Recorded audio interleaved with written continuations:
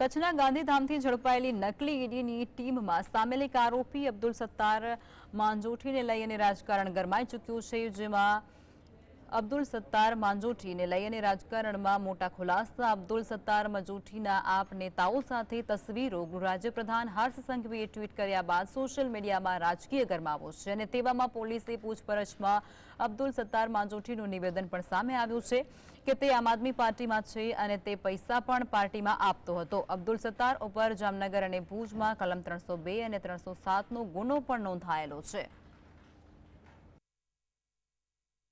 એમાં એના main mastermind તરીકે અબ્દુલ સત્તાર માંજોઠી એમની જે છે સંડોવણી નીકળી છે અને જે અત્યારે બધા આરોપી 11 દિવસની રિમાન્ડમાં છે।